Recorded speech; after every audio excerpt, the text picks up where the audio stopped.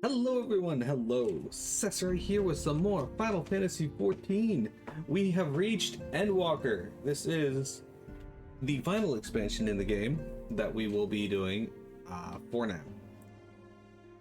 We are not doing post patches or anything, so we are just going to head right out and do it. Let's talk to Graha. Not only do the members of the forums intend to adhere to their long-standing policy of non-intervention, they made a point of sending Master Fortunal here to explicitly state that fact. Rather than simply refusing to involve themselves in our affairs, it appears they are actively trying to prevent us from meddling in theirs. That does, of course, make Kryle's mission of securing our entry into Charlian nigh on impossible, but I'm confident that she'll find a way regardless. After the end of the Dragon Song War, I spent many a moon roaming, Kugane, Razat Hand, even Garlemald, but never Charlian. In all honesty, a nation populated entirely by bookish types like Alphino is not a place that appeals to me. When Arenvald tried to free the Amalja held in the tower, it triggered some sort of alarm, and the captives were killed instantly. As such, we have no choice but to leave them in the clutches of the Talaphoroi until a means of rescuing them has been found. In the meantime, the summoning of the lunar primals will continue.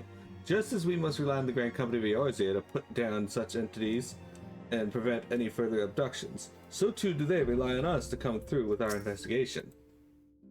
Much and more have we discovered of the Talaphorai's machinations since Thancred and I did return from Garlemald.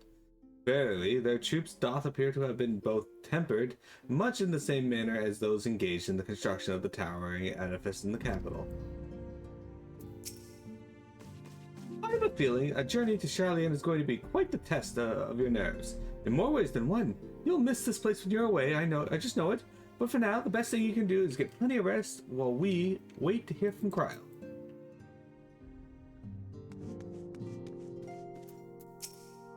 Whatever it is my father and the Forum are hiding, I'm determined to get to the bottom of it.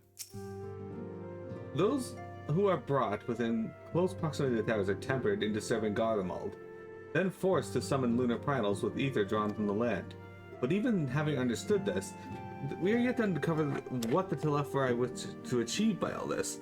What are the towers purely for the strategic advantage, or do they serve some other purpose? The next ship to sail, they're gonna give me a weapon. I-15. It is actually better than the one I'm using. Miro, do you have some time to talk? I would like to gather everyone together in Dawn's Respite, and to assess the situation in which we find ourselves.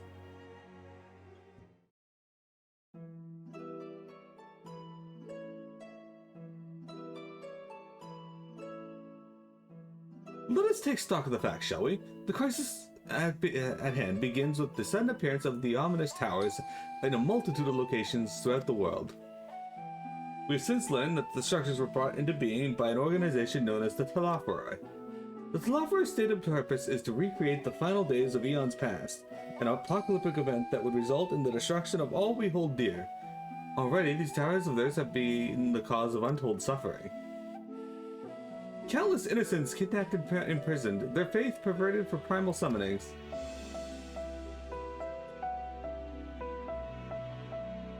And unless we find a way to deal with the corruptive aura surrounding the spires, we can't even get close enough to rescue anyone. Those shielded with the blessing of light seem to be able to resist being tempered at least.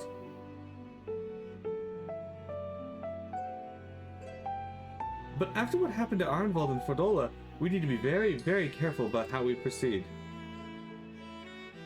Yet while these threats close to home are of paramount concern, we mustn't lose sight of the situation in Garlemald. As you know, the Talaphoroi are under the leadership of Fandaniel and one other delightful fellow, Xenos Ye Galvus, the Crown Prince and our dear friend. To date, he's reclaimed his old body, murdered Emperor Varus, and plunged Garlemald into an even deeper pit of chaos. The capital has probably seen the worst of it. For a good while there, it saw the bloodiest fighting in the War of Succession, but that has since changed and in troubling ways. Aye, during our reconnaissance, the air was not rent once by the barking of cannons or the cries of discord. It was an eerie fog of silence which did blanket the ruined city. The inhabitants appear to have been tempered, and with nary a word spoken did they labor to transform the palace into a soaring edifice born of nightmares.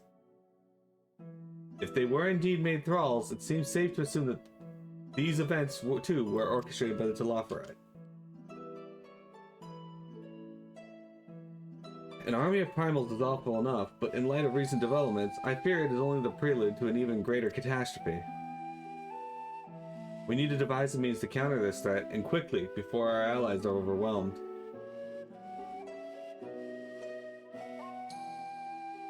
We will find a way in Charlian, I'm sure of it. Master Fortunal's comments regarding the final days were curious to say the least. The Forum knows more than it's letting on. Sorry to interrupt. We've just received word from Mistress Kryl. She says that arrangements for your visit have been finalized. You're to head to Limsa and board the next ship for Charlian. And on arrival, present yourselves as associates of the students of Beldessian. Come to assist with the Order's restoration.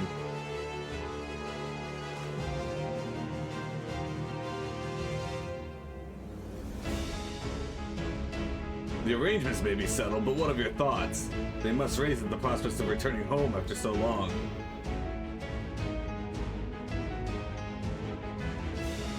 I am eager to see it, of course. Of course. We should set up at once.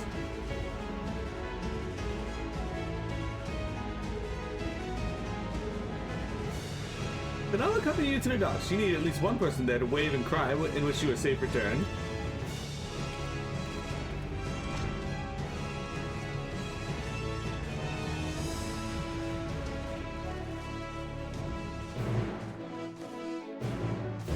Look at that, we got a new quest exception thing. Anyway, hi Vector, hi Chocobo. Guys, join Chocobo for a boss fight. Sorry, we just were in the middle of a cutscene there.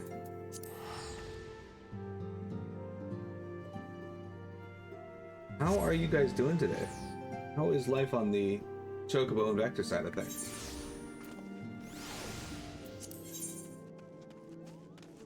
Alright, so the first thing we're going to do once we're out here is pick a new pet, because the Marble Seedling was good, but we need a different one for today.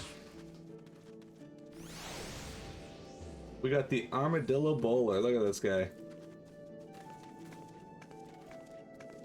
Look at him walk on his little fucking mud ball. It's very cute.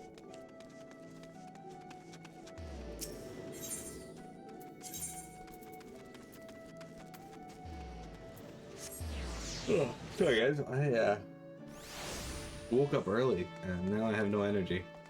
Hate it.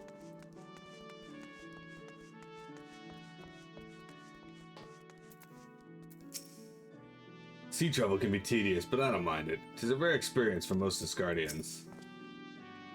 I never thought the day would come when I would be sailing home again. It always seems so very far away. I shudder to think what manner of truth awaiteth us beyond the Indigo Deep. Still, more do I dread the prospect of discussions long overdue. Contrary to what you may think, this will be like going to home for me as well. I have learned how to survive in Limsa Lominsa, but it was in Charlian where I was taught, quite relentlessly I might add, the skills to properly live. What a grim reason to bring you to Charlian. Not much to be done about it, I suppose. I would have liked to have given you a granny tutor under happier circumstances. Though a part of me looks forward to our returning home, I've not forgotten that my father stripped us of the privileges of our family name. I hope it doesn't cause trouble with the officials upon our arrival. I might have lived in Master Matoya's cave for a good part of my life, but even for me, the thought of returning to Charlian is quite exciting. I can hardly imagine how it is for the others who lived most of their lives there. Everyone's here, which is good, because I've already paid for your passage and the fee is non-refundable. The ship for Charlian should be pulling into port soon, so please follow me, and have all your luggage close at hand.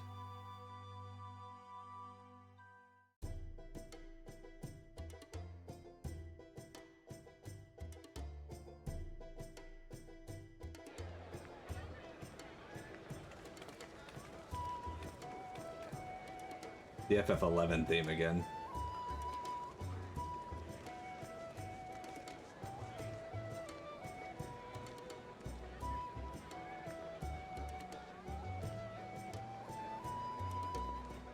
They've almost finished loading our cargo. We should be ready to depart right on schedule, or so I'm told. Excellent. 'Tis nice to have a smooth beginning to one's journey, at the very least. It's funny.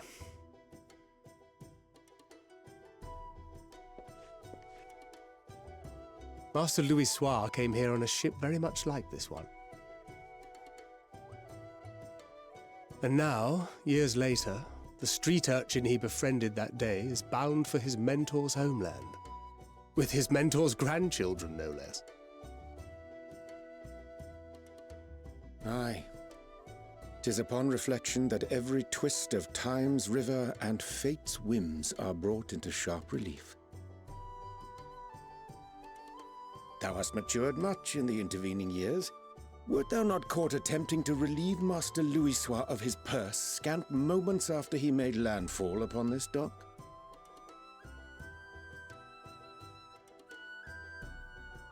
Oh, really? Now that's a tale I'd like to hear.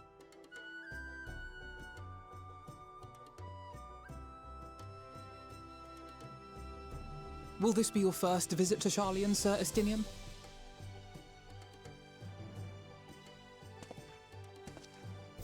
Sir Estinian?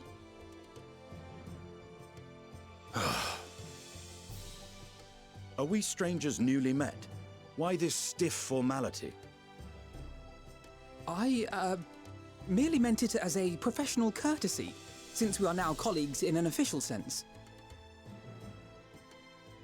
I'd rather you dispense with the sirs, especially in private company. Or I'll be forced to respond in kind, little Lord Alphino. You've made your point, Estinian. Painfully well. Better.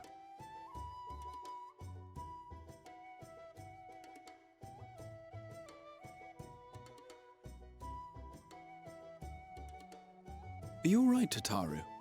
You seem positively distraught. Distraught? Me? Don't be silly.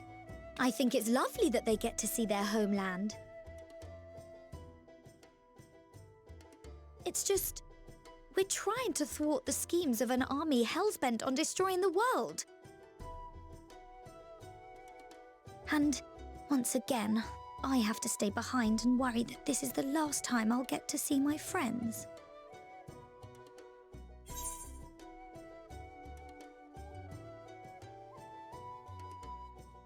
I'll bring them back safe and sound. I promise.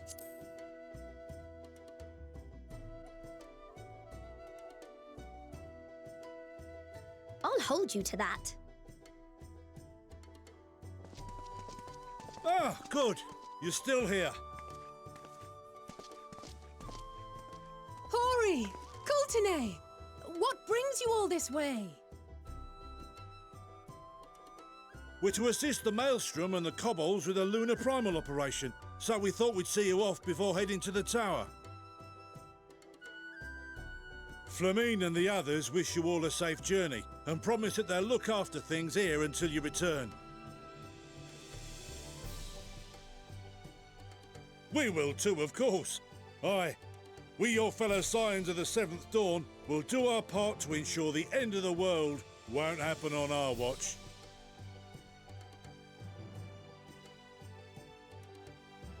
We're set to sail!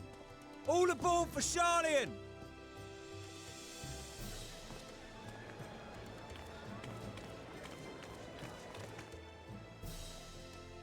It's time. Then we must delay no longer. We will contact you the moment we learn aught of value. Wish us luck.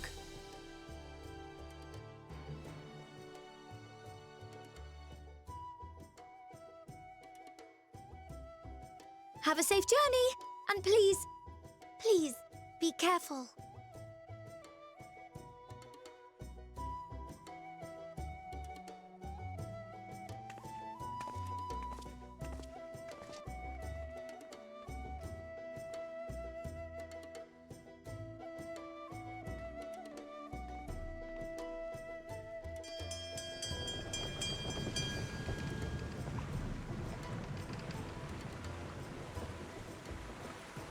And so you venture forth unto the unknown. A fate beyond the horizon that cannot be divined. A future undefined and in flux. In uncertain times, naught but the simplest words of wisdom will suffice.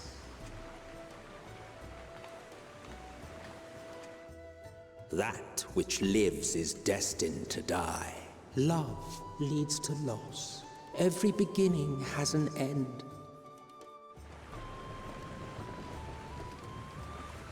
Treasure every moment, every step of your descent.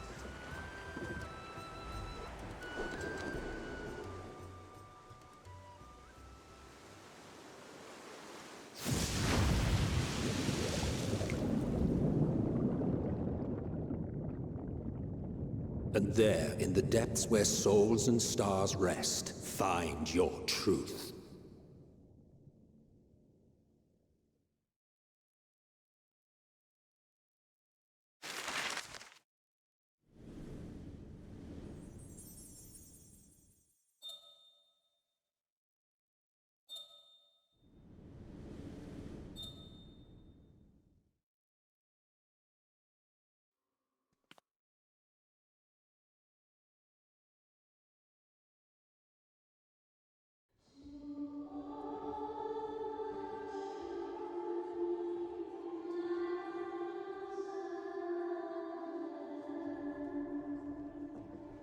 Here.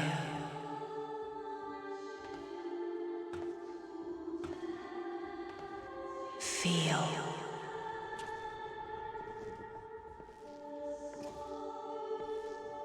Think.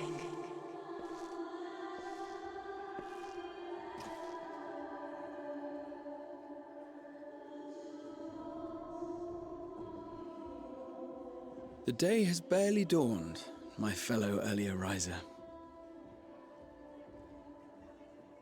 Though we're hardly alone in that. Envious of those still sleeping soundly, no doubt.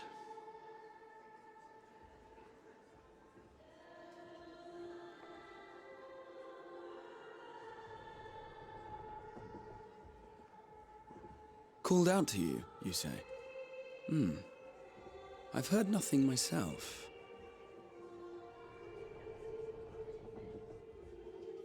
In any case, I dare say the sea air will do you good. Why not join the others on deck? Charlian should be coming into view at any moment.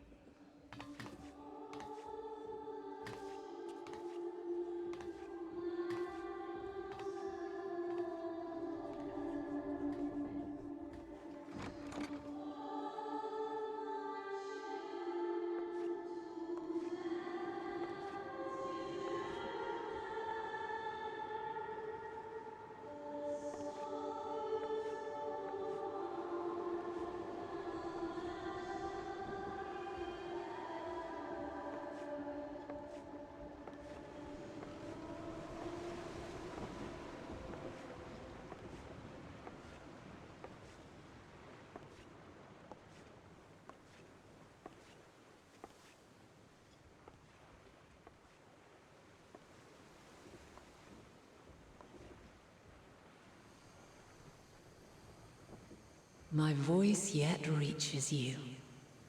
I am glad. Hear, feel, think. And thus do we meet face to face at last. My warrior of light, guided by the crystal.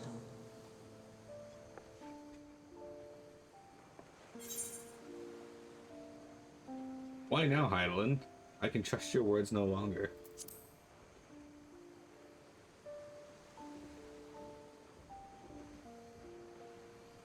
After your sojourn in the First, I believe you have your answer. You have gained an understanding of what I truly am, what Hydaelyn has always been, a primal.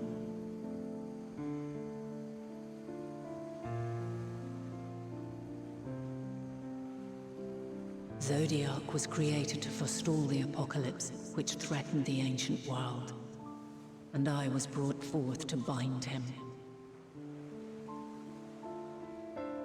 Yet 7 times now, those who would orchestrate a return to that bygone era have rejoined a shard to the god I had sundered.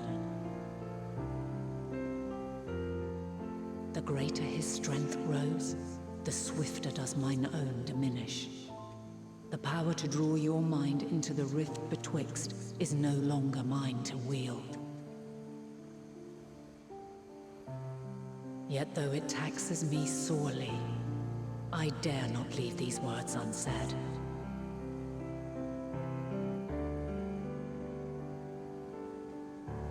Even bereft of my guidance, you and your companions have accepted the burden of this star's troubled past. A conjunction has begun to form, an intertwining of your time and mine.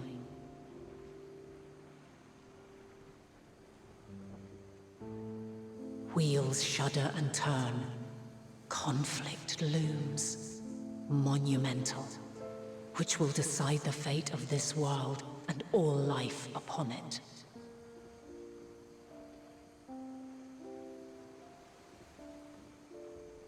When you truly understand what is at stake, and your journey has prepared you to surmount the insurmountable, then shall I honor the promise made in another time, another age.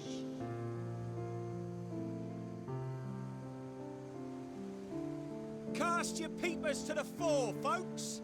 Sharlayan's just over yonder. I will not keep you further. Your traveler's heart must yearn to behold this unfamiliar land. We shall meet again, and soon.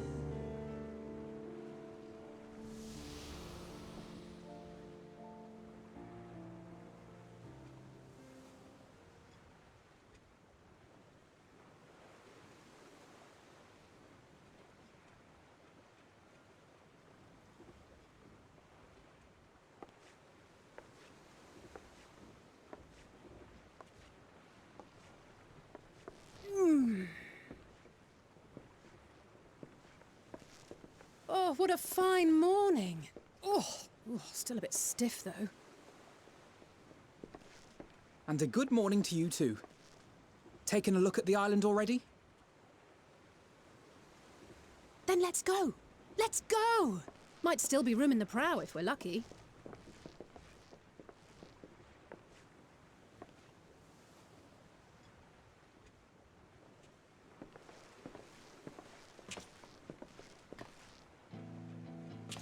Ah, the sleepers have arisen.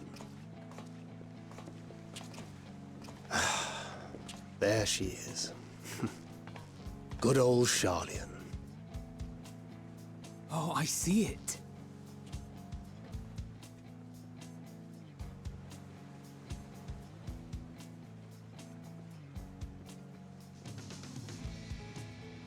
Home.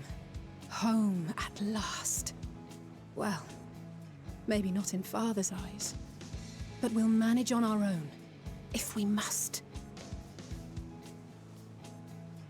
You do know you're not alone in this, don't you? Indeed, 'tis as Sir Estinian saith. Forget not the comrades who boarded this ship at your side, I prithee.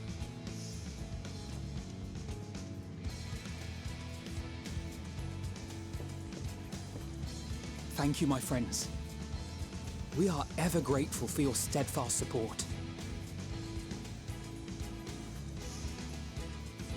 Upon arrival, we will be disembarking into the heart of Sharlayan proper.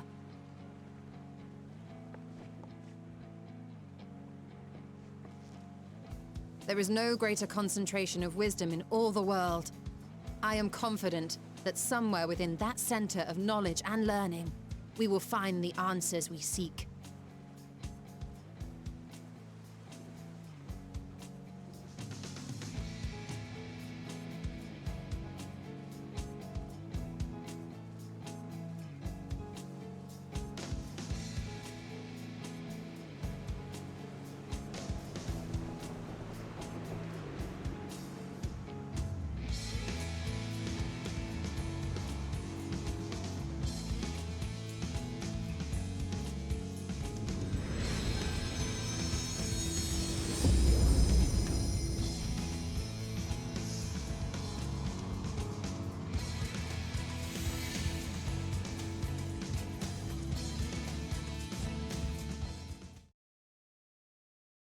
Sharlian, the solitary island nation of the northern seas. Where under the watchful gaze of Thaliak, patron deity of scholars, academics hoard all manner of knowledge and secrets. Once, they deigned to accept foreign students into a distant colony maintained in the Dravanian hinterlands.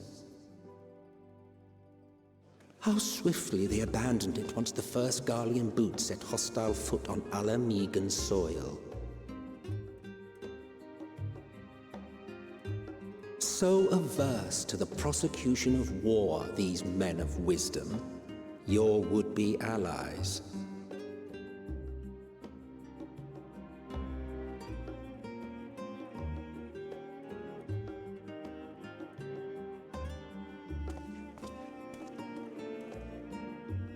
I thought they'd never let us off the ship. What's next, then? Entry applications? Hopefully they find no cause to deny us.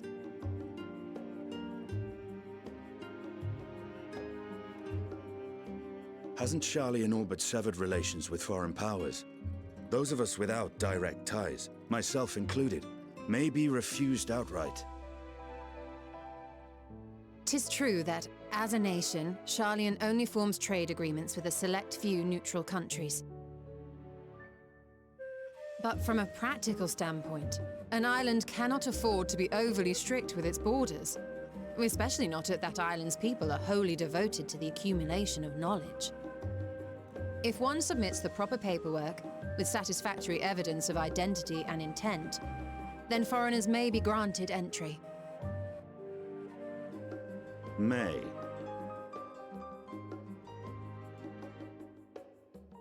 Quite. So let us be absolutely clear on these points before we proceed. The immigration officer will ask for your affiliation and your purpose of visit.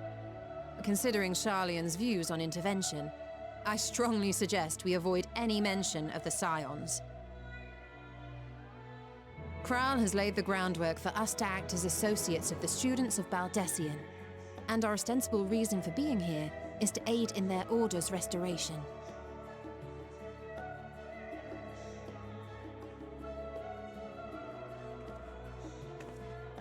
Grahatir, it might expedite our progress should an actual student be seen at the head of our little group.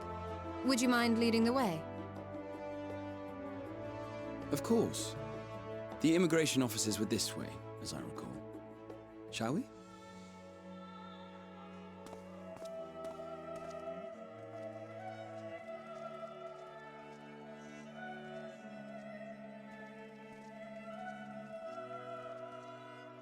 Greetings. We've just arrived and are eager to make our way into the city.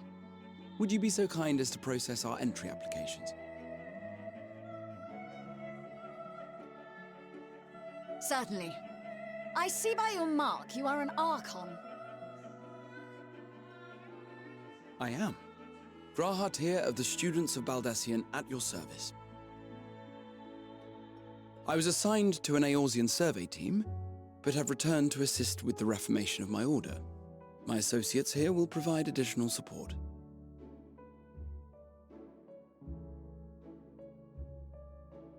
Very good. I have paperwork detailing your group and its scheduled arrival for today. And it seems some few of your companions are also Archons. If you'll step forward, we can process those applications first.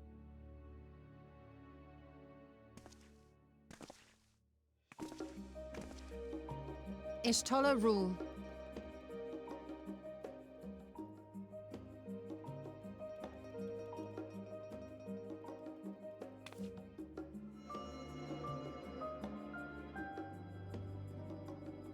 See how it glows?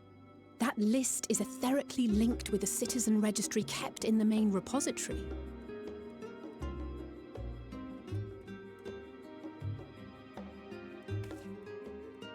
I've confirmed your status as Archons and amended your travel records accordingly. Welcome home.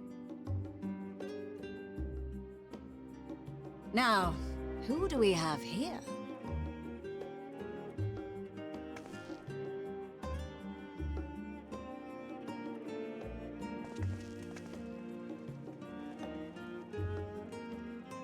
Alphino Leveilleur.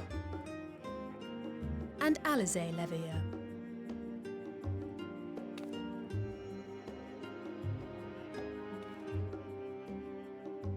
Your applications have also been approved. Having said that, the streets are abuzz with talk of how House Leveilleur's lord disowned his young progeny.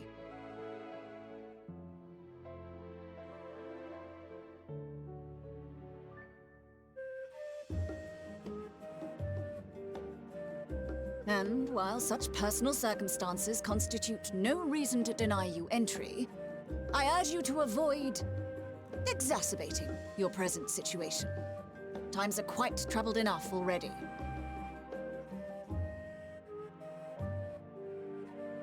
We shall keep that in mind.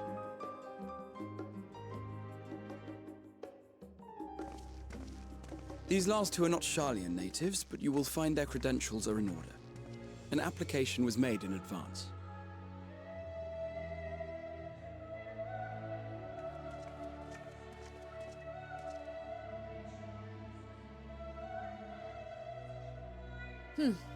Name and occupation?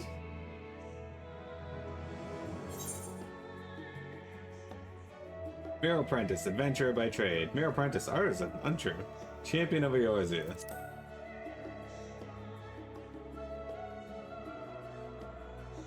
And it is a title well earned, I can assure you. An adventurer by trade is what your documentation indicates. No mention of this particular title. Self-appointed, I take it? Either way, your employer seems willing to vouch for your character, so I shall, albeit reluctantly, grant you entry. Champion. And you, sir? Estinian Valino, formerly of the Order of the Knights Dragoon in Ishgard. Formally, at least. And what, pray tell, is your profession now?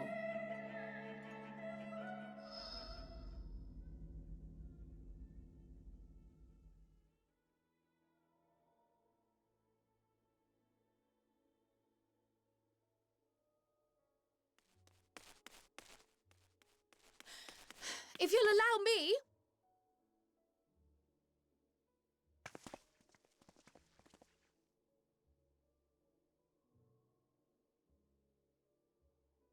My associate is a mercenary, hired for his strength at arms. Surely you are aware of the dangers we often face on our forays into the wilderness. Mistress Baldessian, if you insist on sponsoring his entry, then so be it. But while I appreciate that desperate times call for desperate measures, I find your choice of company concerning. Be advised that even a single misstep may have severe repercussions for your organization.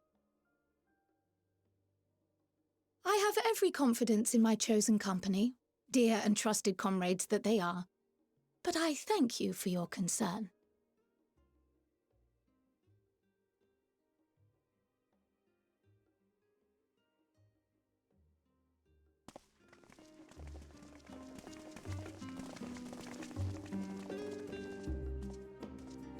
Croyle! It is good to see you. Likewise. Long voyage notwithstanding, you will seem none the worse for wear. There is much to discuss, but this is hardly the place. Let's be on our way, shall we?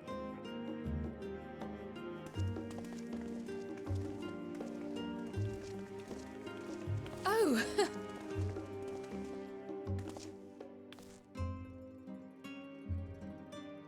Welcome, friends, to Sharlayan. As your mercenary, I should hope my welcome includes a generous salary. Well, I had to say something, Sir Taciturn.